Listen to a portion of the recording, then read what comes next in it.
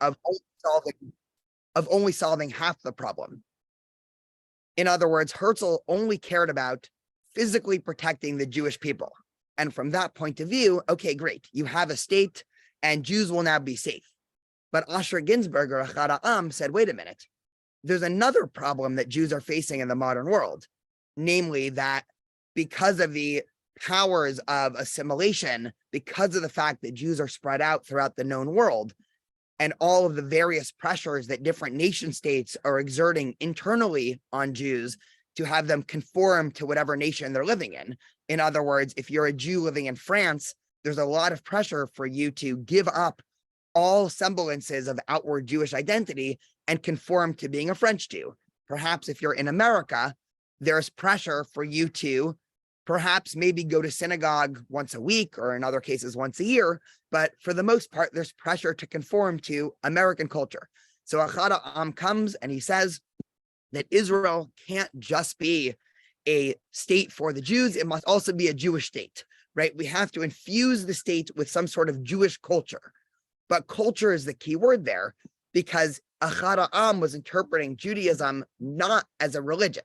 He did not want Israel to be a theocracy. He wanted Israel to be a Jewish state that was culturally Jewish. So that means that, of course, instead of driving around in December and seeing Christmas trees and Christmas lights everywhere, you see menorahs.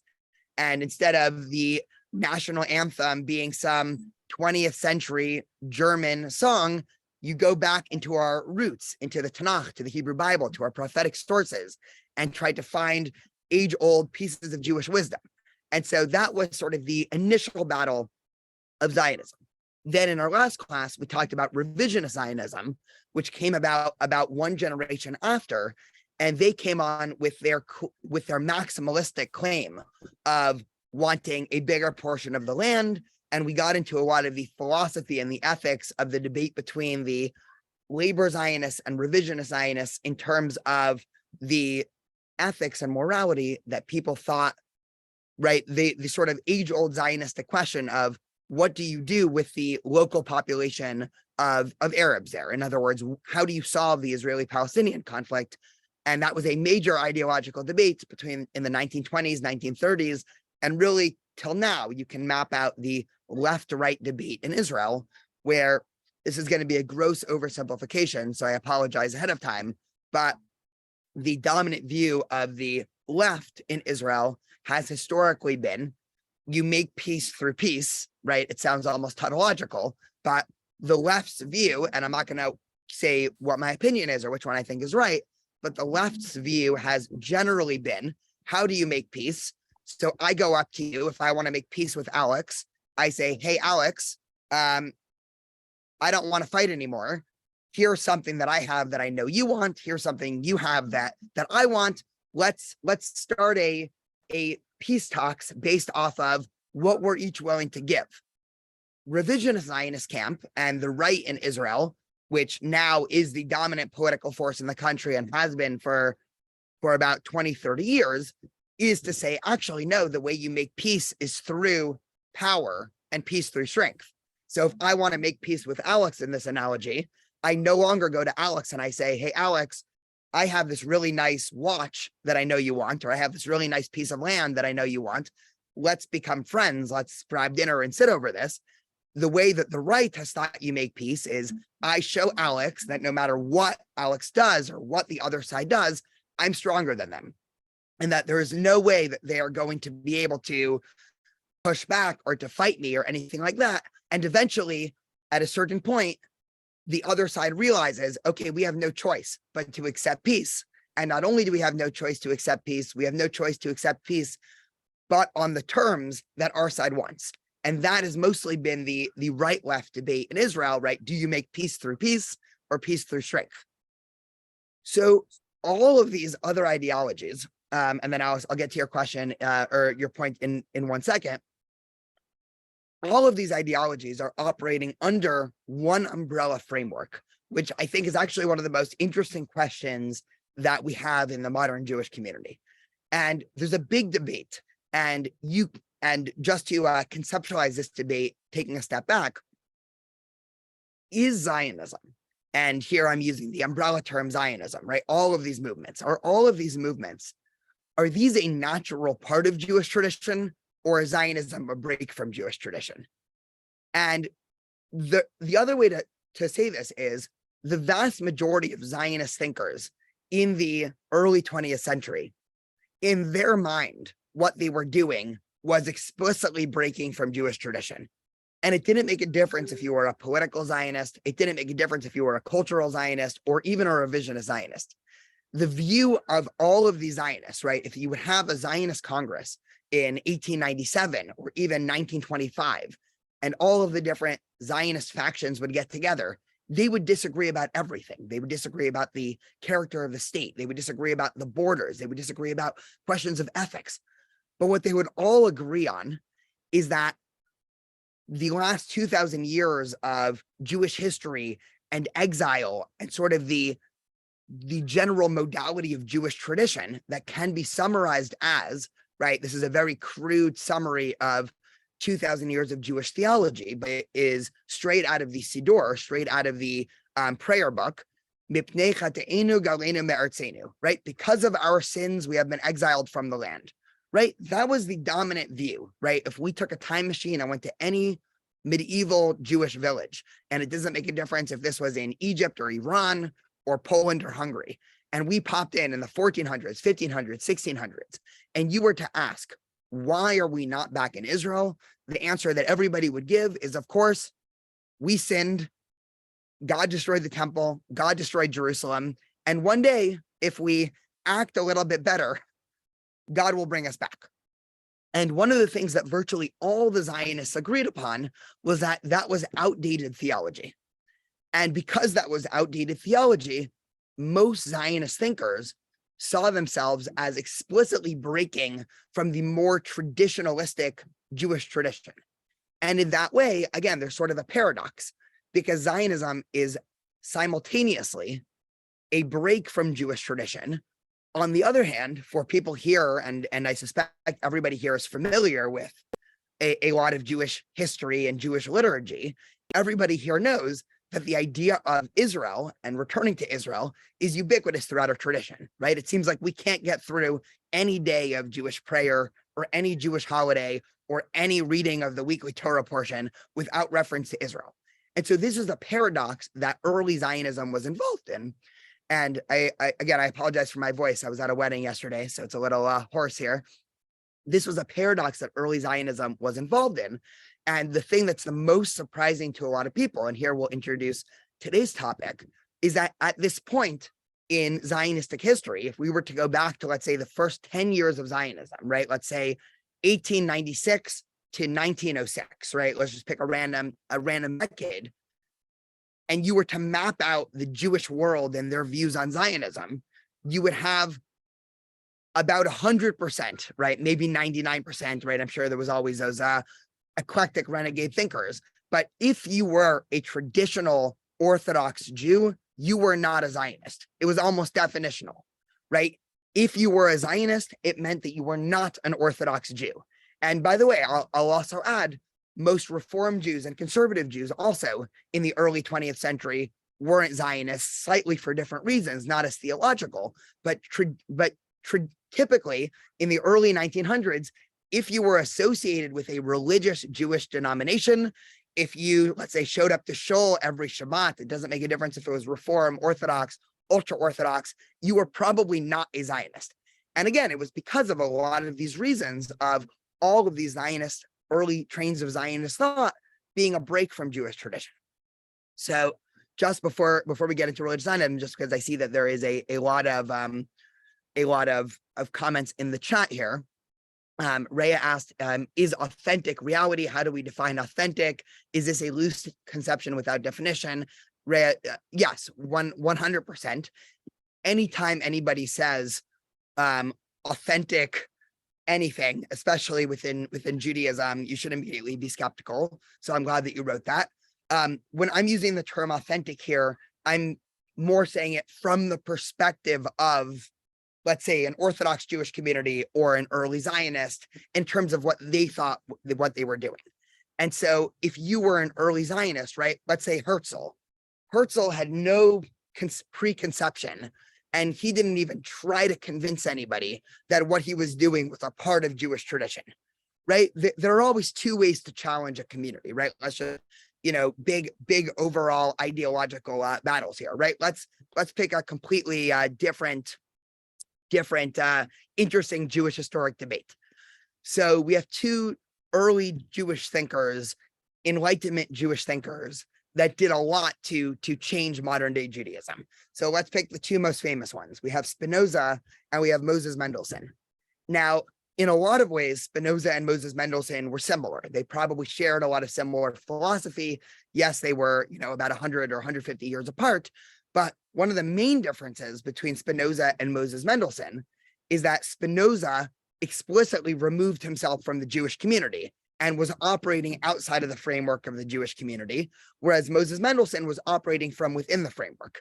And there's always this interesting ideological question that if you want to inspire a community or a movement, or you can even think about politics today, is it best to function within that movement, right? Do you try to inspire change from within, or do you remove yourself from the community and then, lob insults or whatever at it, right? Do you try to inspire change from without? Almost all early Zionists attempted to remove themselves from the community and inspire change from without. So the philosophy of all of these streams of early Zionism that we've talked about before was and I'm going to use this word again, Rabbi, but here you'll see in the context, the traditional or authentic Jewish tradition or Jewish community has been very stuck in this outdated theology and outdated exilic mode of living.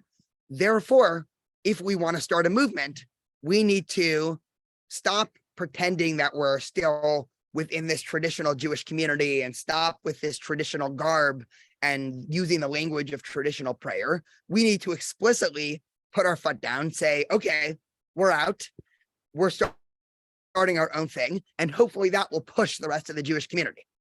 All of a sudden, in the year 1904, a rabbi who really was what we call in Hebrew an Eloi, or a prodigy, at the Volozhin yeshiva. So this is now the greatest yeshiva in Europe. So if we're comparing to modern day schools, right, you can think of whatever the top university is, right, the Harvards and Yales of today, right? So you can imagine the top student at the top college or university, who after graduation, you imagine you are able to get any job you want, right? So if you want to become the head of, the Harvard Law School, right, you have a direct path there, right? That's sort of the way that the yeshiva system works, right? There's different gradients of yeshiva, and obviously there's a spectrum from, yeshivot that are more community yeshivot all the way to internationally renowned yeshivot, right, Jewish seminaries.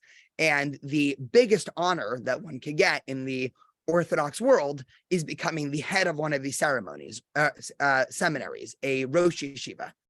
And so a man named Rav Kook, or Avraham Isaac Kook, who was one of these child prodigies as a part of the ultra-Orthodox world in the early 1900s, studying at the Volozhin Yeshiva, and he was really destined for greatness. He was really destined to become the next, really the head of the ultra-Orthodox world.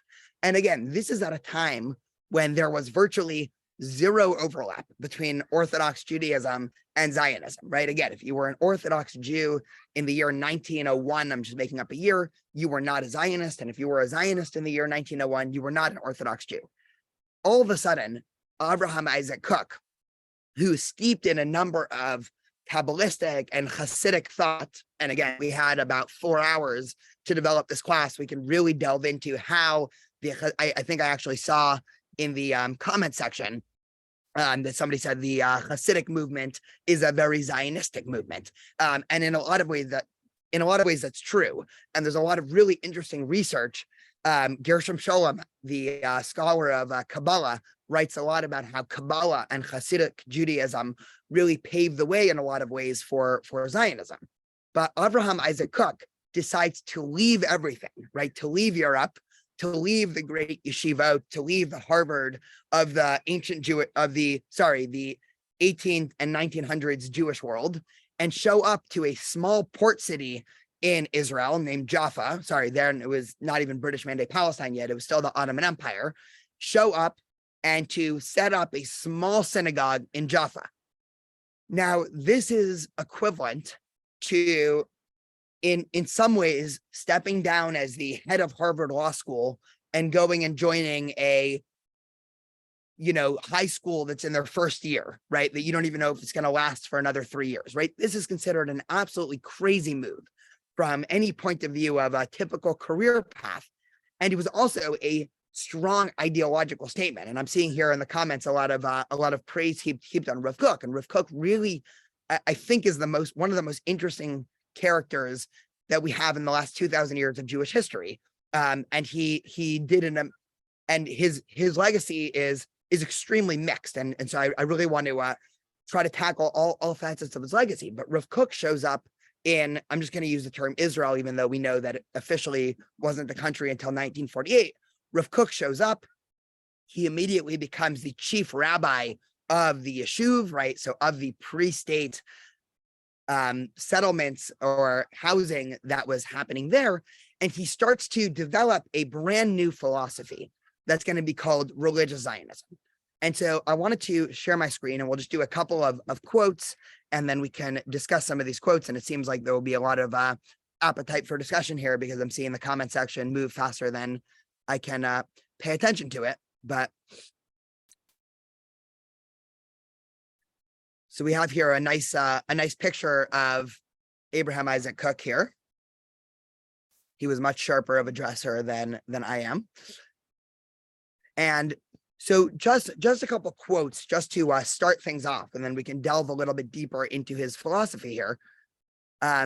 So he writes that secular Zionists may think they do it. And when he says do it, he really means everything. Move to Israel, settle the land, agriculture, all of these things. They may think they do it for political, national, or socialist reasons. But in fact, the actual reason for them coming to resettle on the land is a religious Jewish spark, a nitzotz in their soul planted by God. Without their knowledge, they are contributing to the divine scheme and actually committing a great mitzvah. And so this is the first step of the philosophy of Rav Kook. And he's making a fascinating shift here, because as the Zionist movement developed, there was another problem for the Orthodox community. So it wasn't just that Zionism in a lot of ways was a break from traditional Judaism. It was also the idea that if God kicked us out of Israel, then God could only bring us back to Israel. And all of a sudden, if all of these secular, socialistic, atheistic Jews are leading the charge, and they're actually the biggest problem for the Orthodox community throughout the 20th century, is that not only were they daring, God forbid, right? I'm being a little facetious here. God forbid, not only were they just daring to go back to Israel and resettle the land, they were actually successful, right? How can a group of completely secular atheistic Jews dare to go against God's will and actually win, right? How is it possible that Zionism is working, right? If you read Orthodox accounts from the early 1900s, and even in a lot of ways until the mid 20th century, the perspective of the Orthodox community is this is a movement that is steeped in something that is impure, right? This is a Tameh movement, and it's destined to fail, right? There is no way that Zionism is going to be successful. So now what happens when the movement that you think it's impossible to be successful is successful? Now, as an interesting aside, right, I think we're all familiar with the Leon Festinger, right, famous study of cognitive dissonance here. And he did all these famous, right, he was a famous psychologist in the mid to late 20th century. And he did all these interesting studies of what happens when a ideological community is confronted with evidence that directly contradicts their belief. And a lot of times, actually, that community strengthens the resolve against what they believe. And so actually, paradoxically, and this is some of the studies of cognitive dissonance, a lot of times people's resolve for a certain religious or ideological or political position gets stronger in the face of evidence against their claim, that much of actually the ultra-Orthodox community started to view Zionism as almost a test, right? God is testing us. And the point of this test is for us to reject Zionism. And the more successful that Zionism is being, the more that God is testing us. And the more God wants to see, well, just how religious are you, Henry? Because are you able to reject what is obviously ideologically incorrect, even in the face of all signs and all rationality showing that, no, this is working, right? So that became the de facto Haredi or ultra-Orthodox view of Israel. And in a lot of ways, it actually remains the ultra-Orthodox view of Israel. But Rav Kook showed up, and Rav Kook says, guys, you have it all wrong. You're starting off from the perspective that the socialistic, atheistic, secular Jews that are setting up the state are socialistic, atheistic, and secular. But really, if you look deep into their soul, and there's a big Hasidic notion of the sparks, that all Jews, right, and this is a well-known Hasidic concept, right, that far predates Zionism, that all Jews, no matter how they act externally, they have this deep Jewish spark within them, that no matter what they do, that spark is not going to be extinguished. And that everybody in their life has times when those sparks are more active than others. And all it takes is just a little bit of, right, if we're going to use the metaphor of a fire here, right, all you need is just a little bit of kindle, right, and a spark can set an entire forest, right? California, we sadly know this all too well, but all you need is a little bit of the raw material, and a spark can set an entire forest aflame. And Zionism, Rav Kook taught, is this kindle. And so, whereas the secular Jews, whereas if you were to knock on the door of the labor Zionist camp, or even the revisionist Zionist camp, and you were to say, hello, Mr. Labor Zionist, are you contributing to the great divine act of rebuilding the state? They would say, no, of course not.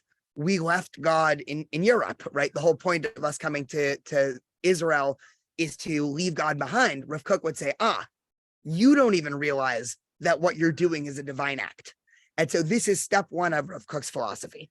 Second, he writes, the role of religious Zionists is to help them meaning all the other Zionists, establish a Jewish state and turn the religious spark in them into a great light. They should show them that the real source of Zionism and the long for Zion is Judaism, and teach them with love and kindness.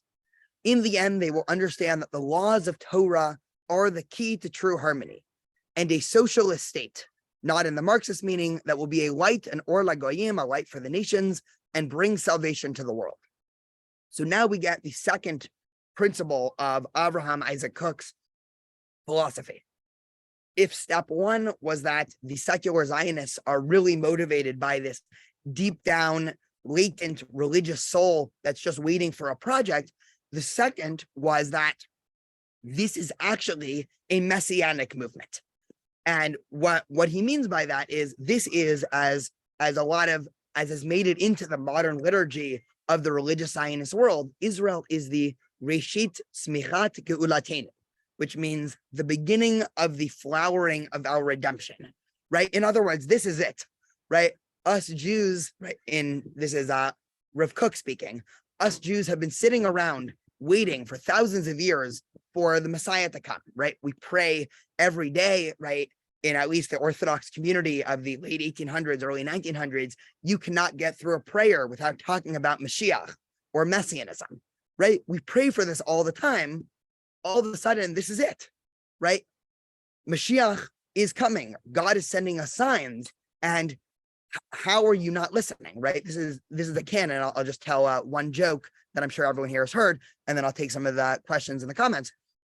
It's akin to the bad Rabbi humor joke where the guy is drowning and he's praying to God, and he's on top of his roof and the floodwaters are rising, and he's praying to God, God, please save me. And a boat comes and says, hey, come on, we have one more spot. And he says, no, I'm waiting for God to save me. And all of a sudden, a helicopter comes and says, come quick.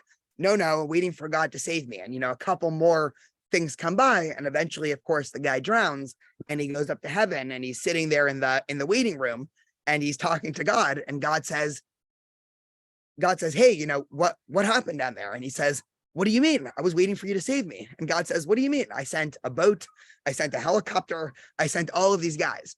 So in some very real sense, this is the religious Zionist reading of secular Zionism, whereas the rest of ultra-Orthodoxy viewed Zionism as, or the mistake that Rav Kook levied at the rest of Orthodox Judaism was that they were like this guy that was saying no thank you to the boat and no thank you to the plane. And they were waiting for this, top-down miracle of, right, if, the analogy of the guy standing on his roof, maybe he's waiting for, the clouds of glory to come down and for God to lift him up to safety. Rav Kook said that is not how it works, right? And the most radical thing that Rav Kook taught, which goes hand in hand with his legacy and his background in Hasidic Judaism, is there's two ways to view Messianism. And this gets into a lot of very important debates and a lot of very important contemporary political debates of what's happening in the religious Zionist world. Because for those who are following Israeli politics today, the religious Zionist community is the source of much political, I'll call it strife, right? And there's actually a political party today called Religious Zionism. I'm going to separate that political party from the religious Zionism of Rav Kook, because I think that there's very good reason to believe that if Rav Kook were alive today to see what's been happening in the movement that he started, he would be very ashamed of a lot of what's going on. But one of the chief principles that Rav Kook taught about Messianism is that Messianism is not a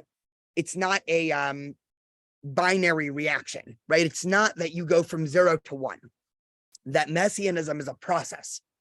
And that it's not that one day, right, almost the comedic view of Messianism of, I'll call it, right, this might be unfair to the shtetl Jews of the 17 and 1800s, but I'll call it the comedic view of the shtetl Jews of the 17 and 1800s, where one day, they're going to be sitting around and all of a sudden they're going to hear the great shofar blasts, and all of a sudden, giant eagles are going to come and lift us into Israel, and a third temple is going to plop from the sky and land right onto Rabbi at the Temple Mount, right?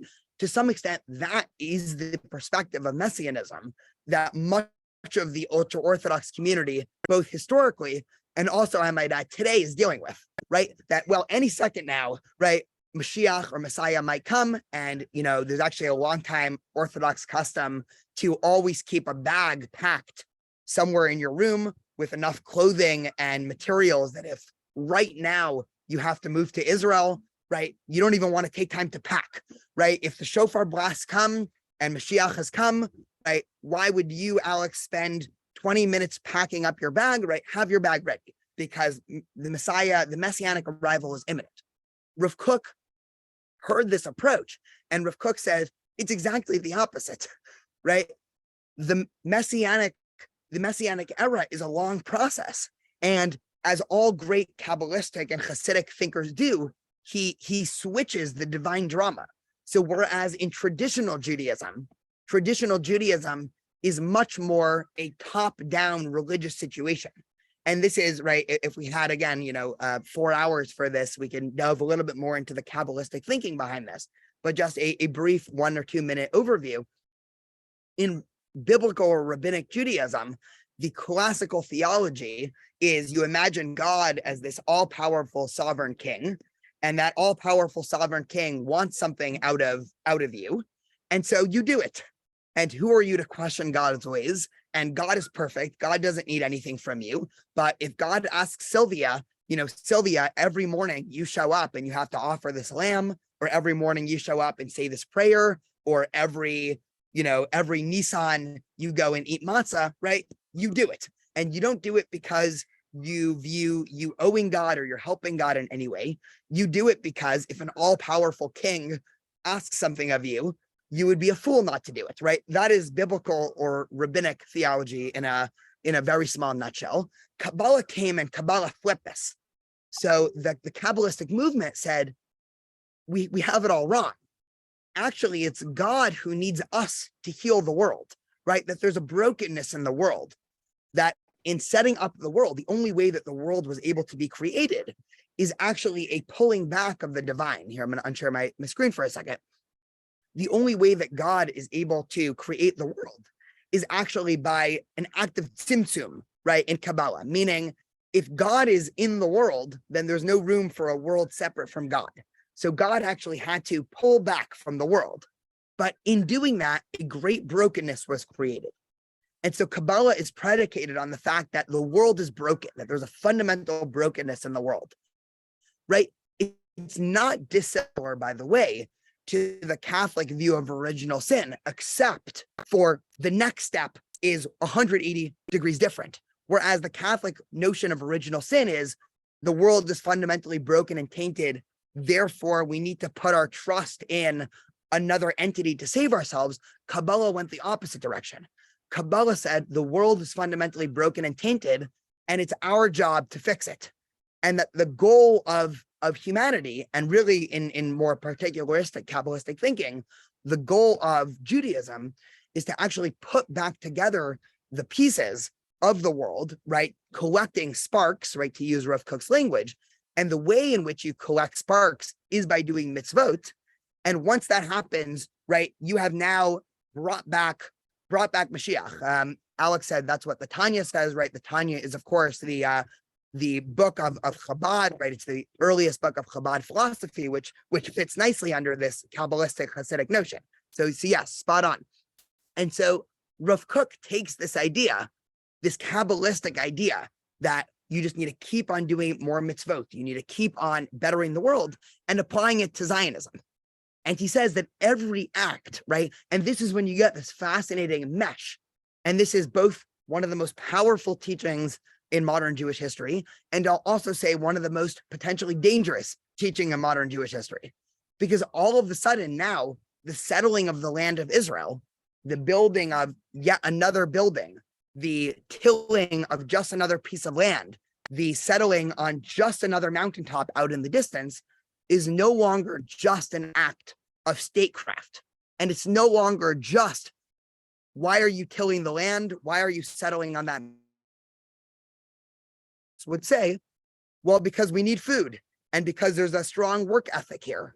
And sure, if we don't get all the hilltops, that's not the end of the world. Rav Kook and religious Zionism said the opposite, said, no, every act of working the land, every act of settling the land of Eretz Yisrael, of Israel, is another one of these acts piecing together this wider messianic picture. And so the state really is part of a means to an end, right? It's not about statehood. It's not about nationalism. It's not even about physical safety of the Jew, right? Rav Kook looks to all these other Zionist movements and throws them out in terms of the end of their ideology, right? He likes the beginning of their ideology, but he says all of their goals are too small, right? We have to shoot bigger. All of these things are amazing. Labor Zionism, revisionist Zionism, cultural Zionism. One of the interesting things about, and this will be the last thing I say before taking some questions here. One of the interesting things that Rav Kook taught was that all of these other forms of Zionism are great, right? He didn't weigh into these early debates about culture or religion, or revisionist or labor, right? They're all doing God's work, right? They're all doing something incredible and amazing there, but their goals are not lofty enough. Reb Marsha, go for it. I'm on mute. So again, masterfully taught and woven together, just what you shared about this. So just a couple of questions that, as I was doing some research about the initial wave of people moving to Israel, like from Anatevka, right? This is right before Herzl. This is like in the 1880s, right? There were religious people who chose to go there. And that's why when the first egalitarian Aliyah really didn't have allies in the original Aliyah, because they weren't going there looking for women to sort of prove that they were going as religious people to move to Israel to cultivate the land. So he was all, if I'm not mistaken, I guess I'm asking, he already knew that he had an audience there because there must have been a few 100,000 Jews living there for religious reasons already. Maybe not with a big a Zionistic theology, but just to go be there. But I'm wondering how they work together with Rav Kook. Can you explain a little bit about that? Yeah, it's a really it's a really great question.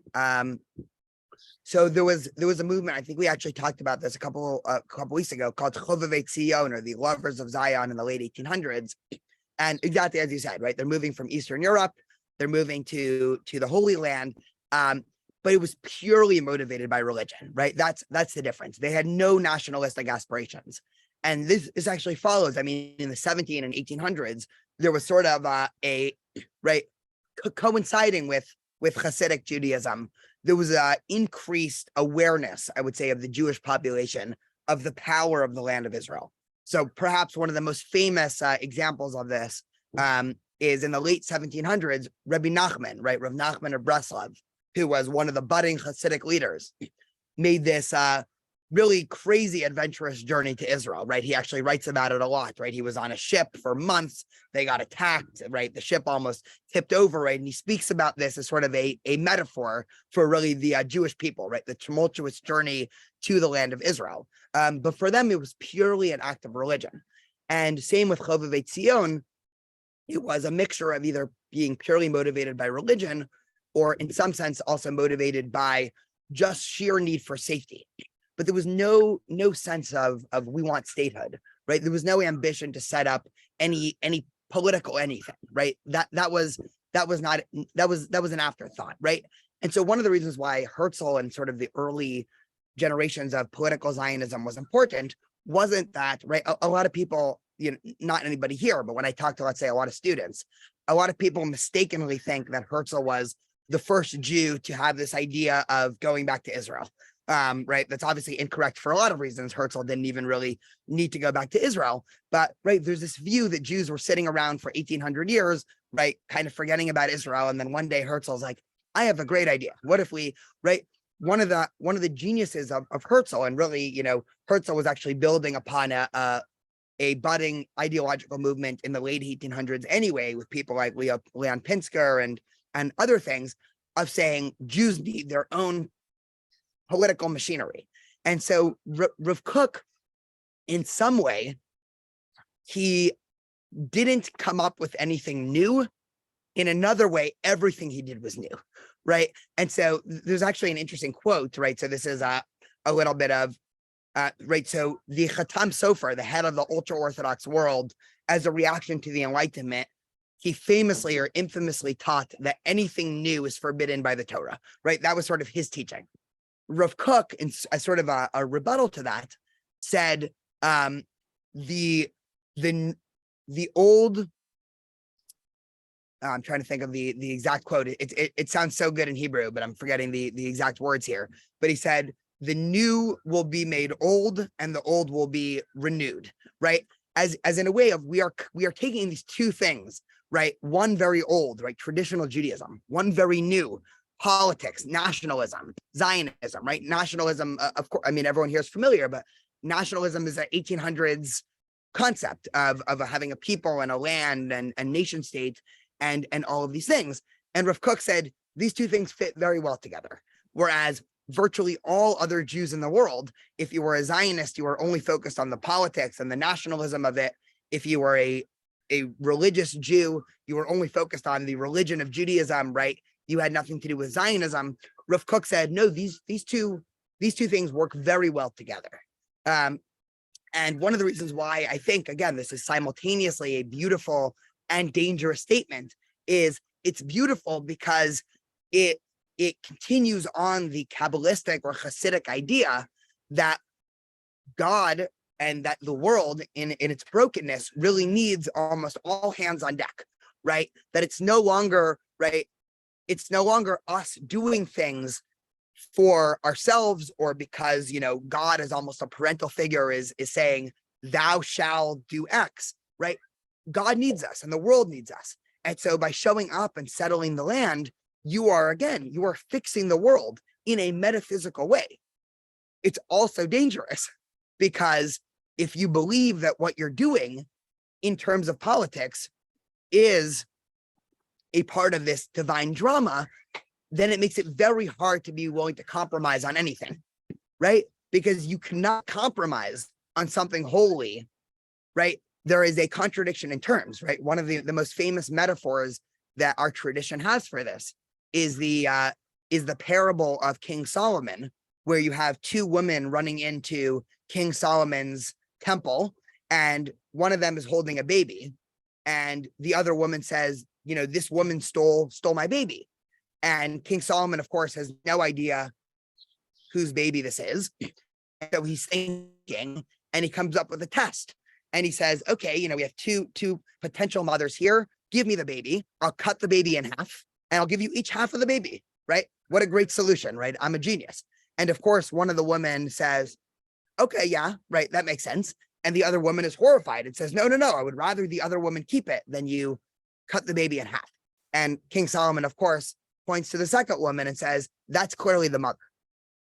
This is what religious Zionism is, right? This is a metaphor that religious Zionists have been using, because now what's been happening, right? And religious Zionism and the religious Zionism of Abraham Isaac Kook started off very idealistic, right? Rav Kook thought that Zionism would be this long but steady march towards messianism and more land, and everything would be great. And it seemed like religious Zionism was spot on. So just to fill this in parallel to the history of Israel, which I'm sure everybody knows, right? In 1967, of course, as Israel is attacked in the 6-Day War, and as a result, Israel reclaims, reconquers, takes over, whatever word you want to use, both the West Bank, Judea and Samaria, which are the biblical cities of Israel, right? If you ever open up the book of Genesis and you look at where the stories are happening,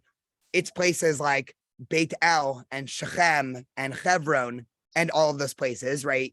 Tel Aviv was not exactly mentioned in the Bible.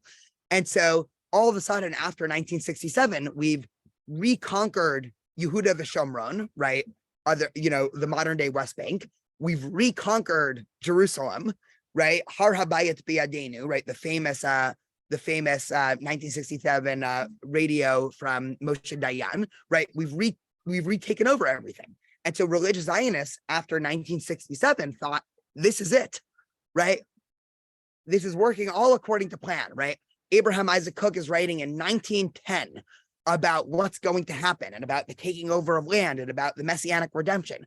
In the year 1967, 1968, in the religious Zionist world, they were on the heels of messianism. You had major, by the way, after 1967, waves of Orthodox American Jews moving to Israel, actually, because again, they wanted to be a part of this. And all of a sudden, what happens? 6 years later, Israel is attacked, right, in the Yom Kippur War. And this war does not go nearly as well as 1967, right? Israel's caught off guard. All of a sudden, this leads to the 1979 peace talks with Egypt. And all of a sudden, what's happening? Israel is now giving away land, right? Menachem Begin is willing to give the Sinai back to Egypt. Not only that, Israel's engaged in peace talks with Jordan in the 70s and 80s for maybe giving away parts of the West Bank. And all of a sudden, it seems like things are going backwards. And this became a problem for religious Zionists because in the messianic drama, things are not supposed to go backwards, right? And this continues to happen, right? More peace talks, right? You have the Yitzhak Rabin and the Oslo Accords, which was, again, a major threat to the religious Zionist community. And it really woke up a radical element of the religious Zionist community. And we all know that, sadly, Yitzhak Rabin was assassinated by, right, I'm not going to say just any old religious Zionist, clearly one on the fringe extreme of the movement, but of somebody who was coming from the school of thought of Abraham Isaac Kook and of his son, the second Rav Kook. And they said, Yitzhak Rabin, by being willing to give away land, is not just making a bad political decision. He is chopping the baby in half. And if Yitzhak Rabin is chopping the baby in half, not only does the baby not belong to him, but he needs to be he needs to be eradicated. And so this fringe radical element woke up, and religious Zionism really since 67, but even more so in the last 20, 30 years, has been becoming more, if the state is moving backwards, we actually can't trust the state anymore. And so we need more settlements, more, right? I'll call them extra legal settlements, right? Dodging what the Israeli army is going to do. Then just one more, again, event that mixed into the religious Zionist psyche, and then we can have a discussion for a few minutes, is that in 2005, Ariel Sharon pulls out of the Gaza Strip, right? Gush Katif. And this, again, thousands of religious Zionist families in Gaza. And again, for people who are familiar with the Hebrew Bible, the Tanakh, Gaza features heavily throughout the Tanakh, right? A lot of stories happen in our tradition in Gaza. And so all of a sudden, as opposed to this great triumph of Israel and Messianism, where we're just marching one step at a time for the Mashiach to come, it seems like from the vantage of religious Zionists that for the last 30 and 40 years, Israel's been moving away from that. And there's been almost a great ideological struggle within the religious Zionist camp, because what do you do now when your philosophy is based off of being that the secular Zionists are really doing this for a religious end? What happens when they stop doing that? And that's a lot of the current political struggle that Israel is involved in now. And the answer that, again, a lot, I'm not going to say all, but that much of the religious Zionist world has chosen to go down, at least for the last couple of years, is if the liberal, secular, democratic state is no longer on the same team and page as us, then we need to discard that.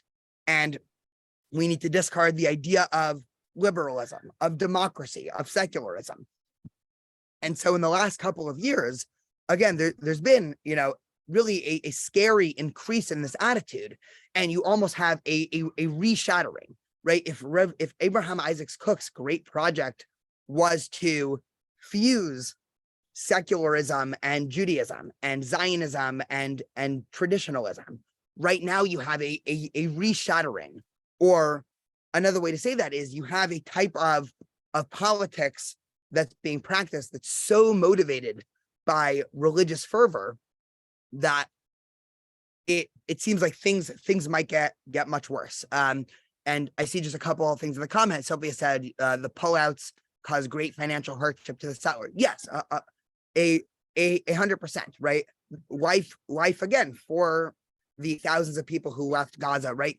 It was a disaster. I mean, if people have time later today, or they want to sort of learn more about this, you can go on a Google search and on YouTube, and you can just Google Gush Katif or pulling out of Gaza, and you have videos of Israeli soldiers, right? These are supposed to be the heroes of not just Zionism, the heroes of religious Zionism, right? It's the soldiers that are quite literally doing God's work, all of a sudden coming to houses of religious Zionist Jews and forcibly pulling them out and bulldozing the houses of religious Zionists. And so, of course, this motivates a fervent backlash from this community that I think we're seeing a lot now in the politics. And again, Alex is writing, when we don't have our own identity, you have nothing, right? And again, right, there's been a great collapsing of religious Zionist identity, which again creates the scaffolding. I think, right, this is, again, this will be the last thing I say, and then, happy to hang out for some questions, right? One of the great legacies of religious Zionism, and again, I do think, just on a very personal note, I grew up in the religious Zionist community. The camps and the youth groups that I went to my entire life were B'nai Akiva, which is the flagship religious Zionist institution. I spent 12 years, 6 as a camper and 6 as a staff member in a religious Zionist summer camp. I probably spent a total of 2 years of my life in that camp. And so this community and the ideology is simultaneously one of the most beautiful things, I think, to come out of Jewish philosophy in the last 3,000 years, and also one of the most potentially dangerous, which is probably always how these things work, right? The more positive potential something has, also the more negative potential, right? The idea that just a simple act of killing land and of politics, right? The idea that political action can be part of a great cosmic drama, can lead to some great political action or some very, very horrifying political action. So again, happy to take any questions or thoughts. This is also very much just, I mean, just like all of these, Zionist thinkers, this was just very much an introduction, right? Of course, there are, just like any good Jewish ideological debate within the religious Zionist camp, there are, many different opinions, and there's a whole spectrum of opinions, right? So I don't want to paint the picture that there is one view of religious Zionism, but anything about Abraham Isaac Cook, right, is a great place to start. So I have another question for you. Oh, Ria, I'm sorry. Let me just ask this, and then you'll go next.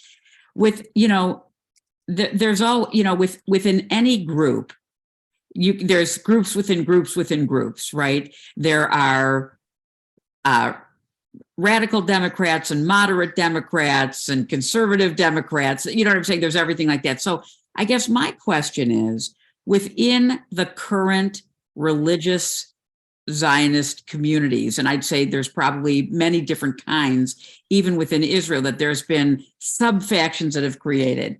There have to be some where people really understand the practicalities of world politics, that on some level there's religion. I understand that religious transcends everything for a deeply religious person. I get that. And that exists in Christianity and Islam and Judaism, all the same. But are there voices of reason within what probably Rav Kook would say? He'd probably figure out a new way to spin it now to say, wait a minute, this is not working the way we had hoped, and a lot of people are getting hurt. So I guess I'm just wondering, does that exist within the breakdowns of different factions of religious Zionism today? Yes, 100%. I would say one of the most important figures, he passed away, now it might even be 7 or 8 years ago, but someone could fact check me, was Aaron Lichtenstein. Was one of the students of Rabbi Joseph Soloveitchik, who was the head of the modern Orthodox movement in the late 20th century. And he wrote a famous essay after Yitzhak Rabin was assassinated, where again, just to sort of paint the historic picture, one of the things that was starting to happen during Oslo, just for people who aren't familiar, is out of the religious Zionist camp, people started calling Yitzhak Rabin both a moser and a rodef, right? A moser is somebody who hands Jews over to a foreign government, right? So there's a strong Jewish tradition, right? For obvious historic reasons, that let's say we're in an internal community, right? Let's say there are 20 of us here, and let's say we know that Daniel did something wrong, right? You all know that I cheated on my taxes, right? So there was a well-known Jewish medieval law that if anybody here hands me over to, let's say, the Prussian authorities, right, that is the worst thing you can do, right? That is, right, because again, you're dealing with a situation in history where obviously foreign governments have not been kind. And so you never air out your dirty laundry. And that's what being a moser is. And a rodef is, if you know that I'm about to go, God forbid, kill somebody, there is a Jewish legal requirement to kill me first. And so they started calling Yitzhak Rabin both a moser and a rodef, basically, right? And again, this might just be the fervor of ideological talking, but in some of the more radical schools of religious Zionism, saying that Yitzhak Rabin, there is a Jewish legal requirement to actually kill him. And of course, eventually what happened was Yigal Amir, right, a radicalized religious Zionist, did go and kill him. And the reaction of most of the religious Zionist world was, this is horrifying, and this doesn't represent who we really are, right? Rev. Aaron Lichtenstein wrote a famous essay. I'm going to actually try to find it because I want to, here it is, because I want to share it just for anybody who wants to read it further. But his essay was incredible, because what he said was, guys, this might actually be a part of who we are, right? In a way of, we have to do some serious introspection of what's happening here in the movement, that we would produce somebody like this. And he said, it's not fair for us to say that this doesn't reflect our values at all, because actually this is somebody who was educated in our school system. This is somebody who was a member of our community, right? And so you've always had this debate within religious Zionism, and still today, there are a lot of well-known religious Zionist thinkers sadly, what's happening, and this is, true for a lot of political movements, the more radicalized elements are winning out, right? They're louder, they're able, right? There was actually a great book. I just finished a book this past week about about settlements between 1967 and 1977. It's called The Accidental Empire, for anybody who's curious. And one of the points he makes is a really interesting point that I never really thought about, which is that one of the reasons why, to some extent, the settlement enterprise was so successful was that it is a lot easier to do an action versus to not do an action, right? And so another way to say this is you could have 90% of the population of Israel against settlements. Okay, great. 90% of Israel will not build settlements. All you need is a couple people that want to go to that next hilltop, build some houses. And if those houses aren't taken down, even though that represents a fringe minority, because it's an action, right, there isn't an easy way to counter that, right? And so I think in a lot of ways, it's the same in a lot of these communities. Rhea, go for it. Oh, okay. So the first thing is the book, The Accidental Empire, is fantastic. And I read it years ago, and it explained a lot of stuff for me. But what I wanted to talk about was from a historical point of view, that the existence of the temple was not good. That with the first destruction, when the communities went to Babylon, they started creating a different form, the rabbinic form. And then in 72 CE, with the Roman destruction, there were a lot of different communities looking for something else. The priests had become corrupt. The system was from the top down. We would not want to have something like that now. And so rabbinic Judaism utilized the temple's customs and reformed them into the Talmud and the type of life which did not resemble at all the temple community. And so these were historical forces. And I do not understand why the religious rabbinic Jewish community continues to promote going back to that time, when in fact it was like a revolutionary type of upheaval. And so it seems backwards, it seems counterproductive, and gets us into that the rabbinic Judaism focuses on community, the temple form of worship focused on the priestly class and on sacrifices. Totally different. So it's something that I never could understand, why in Israel itself that this stuff is promoting and causing upheaval and all types of problems. So that's what I have to say. Yeah, no, I appreciate that. And from an ideological perspective, I'm in total agreement with you, and also from a historical perspective. I think again, there's a lot in the I'll give like the religious mind in terms of idolizing or idealizing, ancient times, right? And there's a lot written about. I mean, again, you can also, compare this to a lot of political movement that imagines this time in the past where everything was great or perfect, right? Almost the original myth of the Garden of Eden, that there was a right, and this is something that again, it's not just religious or political thinkers, right? How many times have we read books talking about how in the hunter-gatherer, environments of 30,000 years ago, everything was perfect and it was fully egalitarian and everyone was happy. And as far as I know, that's completely made up, right? Like who's to say that these little bands of tribes, right? And so there's always this human impulse to, right? And again, I think it's connected to a lot of these Kabbalistic ideas that we look around the world today and there's a lot wrong, there's a lot broken, and we all know, right? And I think the vast majority of humans are are, have this goal of bettering the world, right? We all disagree about what that would look like, but we all want the world to be better. And so we imagine that there was a time when things were great and perfect. Now we're in a downward slope, and we can just get back there, right? We need to renew what happened. And so I think that just to talk about the psyche of the Orthodox community, right? It's of course something I know quite well. It's a valorized past.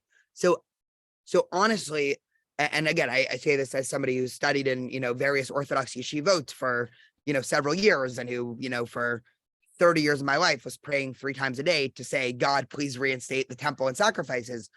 You're not actually, or at least I'll talk personally, you're not actually talking about the specifics.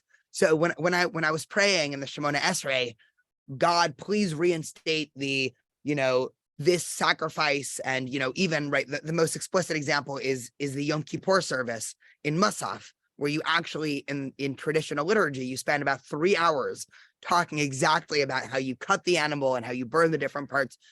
Nobody there, I can promise you, is thinking literally that they would want to be in a situation where they were, hacking a cow on Yom Kippur afternoon, right?